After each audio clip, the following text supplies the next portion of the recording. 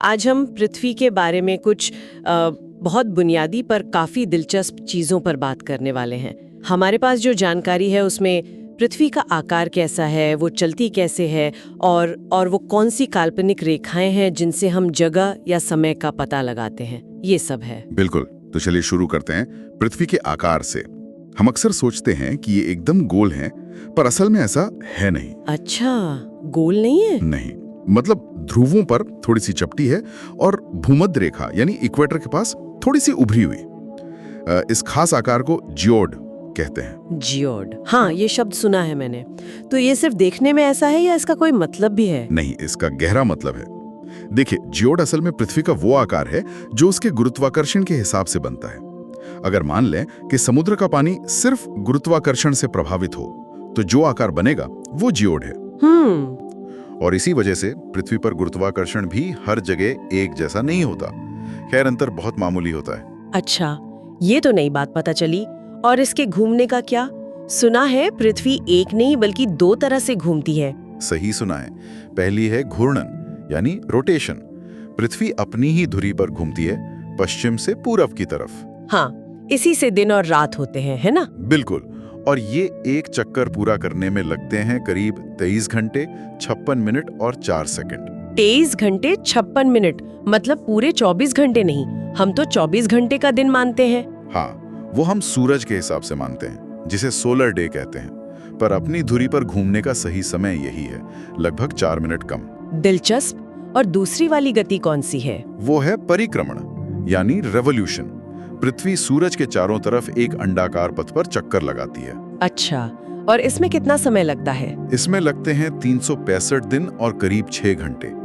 यही जो एक्स्ट्रा 6 घंटे हैं वो हर 4 साल में जुड़कर एक दिन बन जाते हैं। और लीप ईयर बन जाता है। बिल्कुल। फरवरी 29 दिन की। एकदम सही। पर यहाँ सबसे जरूरी बात है पृथ्वी का अपनी धुरी पर झुकाव। वो सीधी नहीं है, करीब 23-30 डिग्री झुकी हुई है। 23-30 डिग्री।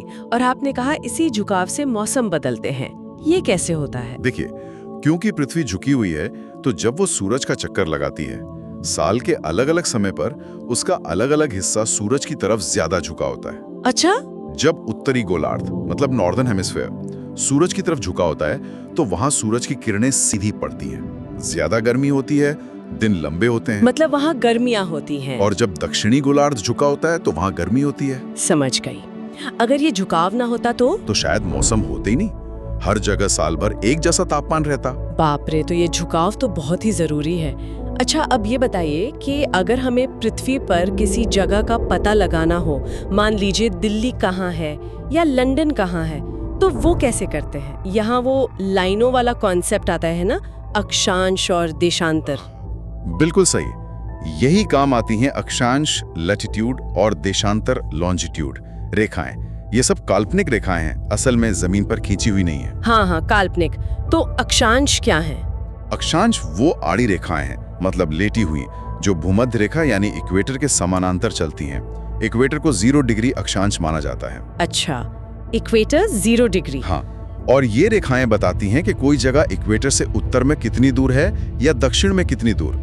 जैसे कर्क रेखा है 23.5 डिग्री उत्तर में और मकर रेखा है 23.5 डिग्री दक्षिण में। ओके, और कुल कितनी होती हैं ये? मुख्य रूप से 111 मानी जाती हैं। 0 डिग्री इक्वेटर, फिर 1 से 90 डिग्री उत्तर तक और 1 से 90 डिग्री दक्षिण तक। ध्रुव 90 डिग्री पर होते हैं। और किन्हीं दो लगातार डिग्री वाली अक्षांश रेखाओं के बीच की दूरी लगभग 111 किलोमीटर होती है, हर जगह करीब करीब बराबर। 111 किलोमीटर, ठीक है। तो अक्षांश से नॉर्थ साउथ का पता चल गया।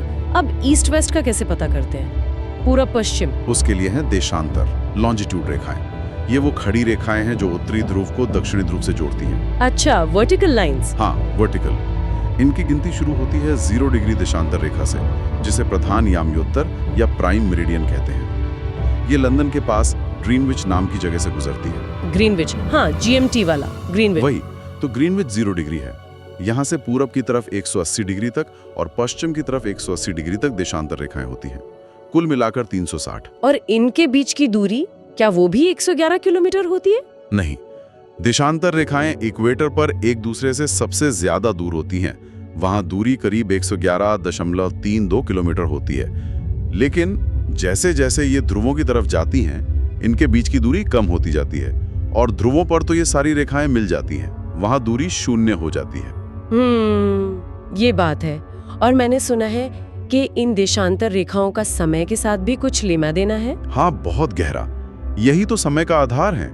देखिए, पृथ्वी अपना पूरा 360 डिग्री का चक्कर 24 घंटे में लगाती है ना? हाँ। तो इसका मतलब हुआ कि 1 घंटे में पृथ्वी 15 डिग्री देशांतर घूम जाती है।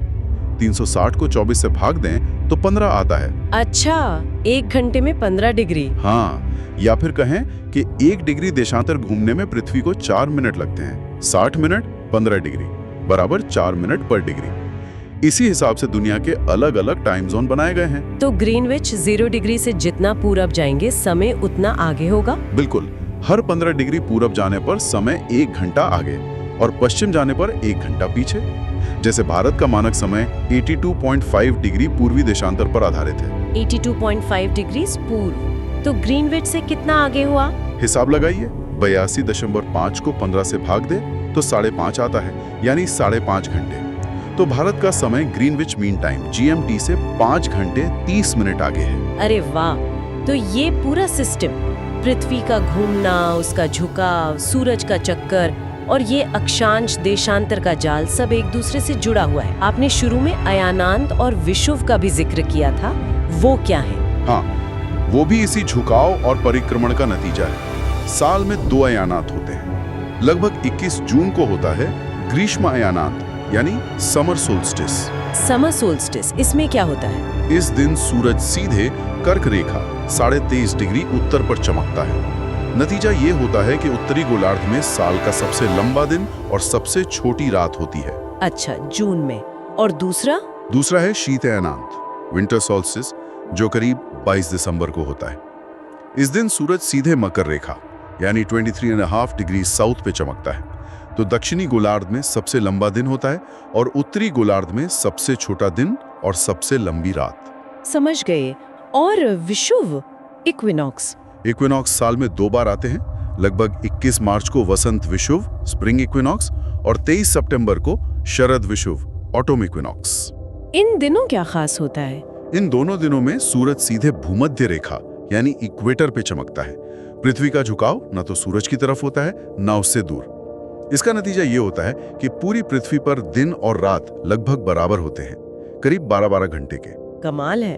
तो अगर मैं संक्षेप में कहूँ, पृथ्वी का वो थोड़ा अजीब सा जियोड आकार, उसका अपनी धुरी पर लगभग 24 घंटे से थोड़ा कम समय में घूमना, सूरज के चारों तरफ 365 और क्वार्टर दिन में चक्कर लगाना, वो 23.5 डिग्री का झुकाव जो मौसम लाता है, और फिर ये अक्षांश देशांतर का पूरा नेटवर्क, ये सब मिलकर ही तय करते हैं कि हमारे ग्रह पर दिन कब होगा, रात कब होगी, साल कैसे बीतेगा, मौसम कैसे बदलेंगे और हम हैं कहाँ। बिल्कुल सही कहा आपने। ये एक बहुत ही पेचीदा लेकिन अद्भुत प्रणाली है।